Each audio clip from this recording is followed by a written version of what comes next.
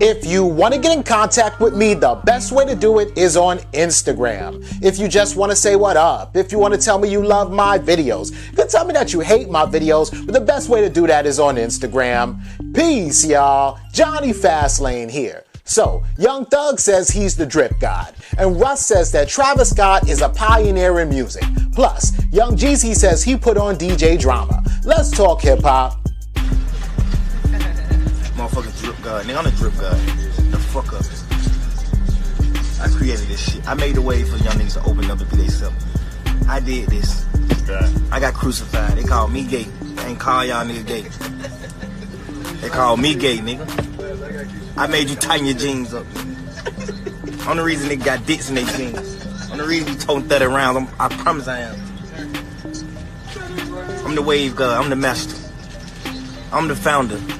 Timely, you dig what I'm saying? Alright, so that was a clip of Young Thug basically talking, right? And he said a lot, right, in that little clip. Basically, he said, I'm the drip god, right? I guess he was on live and somebody was talking about, you know, him like copying drip from other people. And he was like, nah, let's get it straight. Other people copy their drip from me, right? He says, I started this shit, right? I am the one who you got your swag from, your style from. The way that you wear your clothes, the purses. He said that when he first started rapping, people were calling him gay, that he took, you know, all the negativity at first so that other rappers could come through and, you know, like Gunna and other people and Lil Baby and those rappers and wear whatever they want to wear and just kind of not be judged at all, right? And Young Thug is absolutely right in this one, right? So I kind of talked about this yesterday even, but I wasn't really talking about Young Thug, right? So yesterday, you know, I talked about the fact that Lil Uzi Vert said that he doesn't have any OGs, right? And the reason why is because when he first came in the game, a lot of OGs were like making fun of him, and that Lil Uzi Vert and Lil Yachty took like the brunt of everything when it came to like colorful hair and, you know, different kinds of dress and words and stuff that they use, right?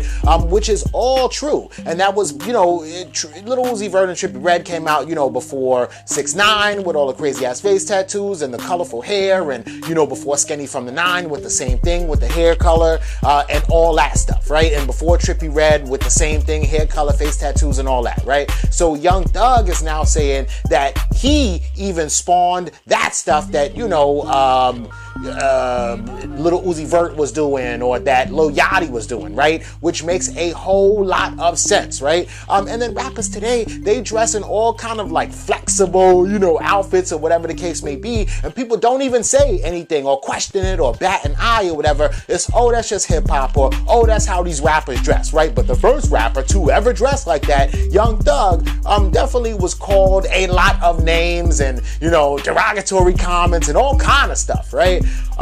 So I get it, man. Young Thug is dead right, you know what I mean? But let me know what y'all think about this in the comments. So recently Russ did an interview, and in the interview he said something crazy, right? He said that Travis Scott is a pioneer in the shift of music, or in the shift of sound of the music, right? And I hear you, man. And, you know, Russ is smart, he's talented, he's dope, and he probably looks up to Travis Scott as far as like his production and everything like that, because Travis Scott is a dope ass producer, don't get me wrong, but I wouldn't say that he's responsible for the shift or the new sound in music, right? There are three people, or like three entities, who I think is responsible for the new shift in music or the new sound in music, or maybe four entities, right? But, you know, Travis Scott is definitely not one of them, right? So the first person that really is responsible for any kind of shift in music would have to be Kanye West, because before Kanye started rapping, everything was gangsta, gangsta, I'm gonna shoot you in the face, right? Then Kanye West came out and was like, listen, you can still rap and be a lit ass, swagadocious rapper and not have to talk about shooting people in the face, right? You can talk about dropping out of college, right? When Kanye West did that, it opened up a door for a lot of other rappers who are not necessarily gangster rappers or rappers from the hood to make money, right? Lil Wayne is responsible for a shift in music because he started like that melodic, singing, rapping kind of thing going on, and once he did that, everybody started copying his style after that, right? He did that like on like the lollipop. It's like one of the first times that I really heard him do it. And then he did another song called See You in My Nightmares with Kanye West. And that's when Kanye West started like using a lot of auto-tune too, right? And they basically both, Lil Wayne and Kanye West, started using like T-Pain style a little bit, right? 3 6 Mafia, right? Everybody, another group who was responsible for the shift in music, right? 3 6 Mafia, everybody uses their flow and their beats and, their, pattern of rapping, and pretty much everything today sounds like 3 6 Mafia with auto-tune. And then the Migos are another group who is responsible for the shift in music because, again, a lot of people are using their flow too, and everybody's trying to rap like the Migos, you know what I mean? And once they blew up in like 2013, a lot of people stole their style. They started this shit, right? They are the culture, right? So those four entities are responsible for the shift in music. Not saying that Travis Scott is whack or trash or not a dope ass rapper or producer, because he is a fire ass rapper, a fire ass producer. One of the first things I ever heard him produce was like Upper Echelon with T.I. in it. That's like back around the time that Yeezus came out, 2013-ish. And I thought that Travis Scott had a little bit to do with production on Yeezus with Kanye West, but he didn't. And if he had, something to do with that, then I might say Travis Scott is responsible for that, because he was the backbone of Yeezus, which a lot of people like The Weeknd and Party Next Door using sounds from Kanye West. Even still, Travis Scott is not one of them. If anything, Travis Scott learned from Kanye West as well, right? But I hear you, Russ. You look up to Travis Scott, which you should, and he is a dope-ass producer, so I get it, right? But he is not responsible for any kind of sound and music today, right? Let me know what y'all think about this in the comments. All right, so Jeezy just did an interview with Charlamagne, right? And it was pretty dope. So the whole situation is they were kind of talking about, Jeezy coming up and blah, blah, blah, right? But one of the things that Charlamagne asked Jeezy, and it's a really, really real question, right? And for me, a person who looks at like legends and everybody in hip hop, one of these things is definitely a part of the list that you have to be, right? And that's the fact that you have to put somebody else in the game, right?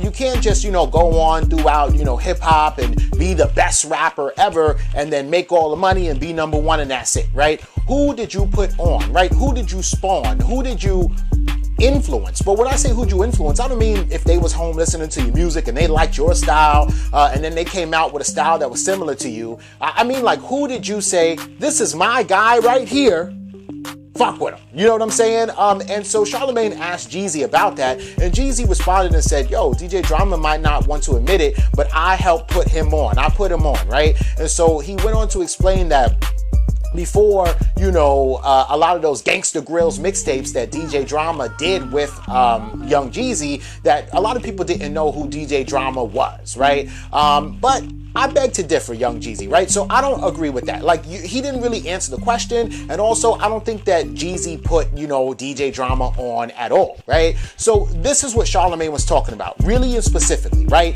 Gucci Mane literally put the Migos in the game, right? Nobody knew who the Migos were. He made them millionaires. He put them in the game, right? Lil Wayne put Drake and Nicki Minaj in the game, right? Nobody knew who they were before. He said, these are my young niggas. I'm putting them in the game, right? Little Bibby put Juice WRLD in the game. He said, I found a new talented artist. I'm putting them in the game, right? I don't know. Jay-Z put, I don't know, Memphis Bleak and Beanie Siegel in the game. Jay-Z put Kanye West in the game, right? Nobody knew who these people were before you, right? I think that without Jeezy, I think that DJ Drama would have still been good, right? And also, Jeezy wasn't a big established superstar rapper then like he is today. Back then, Jeezy was also coming up. And back then, DJ Drama was also coming up. And both of them are from Atlanta. But if you're telling me that just because you worked with him and he was successful and you were successful, that you put him on, that doesn't fly with me, right? So I really don't think that Jeezy has put anybody on, really and truly, if you think about it, right? you know, some people, it's not really in their personality to put an artist on, right? Like a Ludacris is who I would think of when I think of that, right? Ludacris even tried to put like 2 Chainz on and Chingy and Shawnna, and Chingy did okay, and Shawnna did okay, and 2 Chainz really didn't do all that good until he changed his name and left Disturbing the Peace. But it's in some people just not to do that, right? Just to go on and be a little bit self-centered and just be about themselves, right? And at the end of the day, nobody's faulting you because you are a rapper, right? And that's why some artists don't sign to other rappers, because they're like, nah, if this rapper is going to be focused on their own career, if this rapper is going to be focused on moving forward for themselves, then how are they going to really take out the time to focus on me and my career and help me move forward, right? Which is why a lot of rappers sign directly to a record label and they are hesitant to sign to a record label that's owned by a rapper, right? But if you think about, like, let's say Maybach Music, which is owned by a rapper, Rick Ross, he signed Meek Mill and Wale, and both of them are super successful, and Rick Ross is the type of person who put his own career, you know, to the side to help out, you know, Wale and a Meek Mill, and put 100% into both of them, which is dope, right? But Jeezy has not done anything like that, and I don't see him doing anything like that, and that's cool. And Jeezy's own personal career is very successful, and he just put all his energy into that, which is also dope. But part of being a legend is putting somebody else on. But am I saying that Young Jeezy's not a legend? No, I'm not saying that, because he is. Let me know what y'all think about this and everything else in the comments down below. Don't forget to like, comment, share, subscribe. Make sure you hit that notification bell. Follow me at Jonny Fastlane on Instagram, and y'all already know what to do. Peace.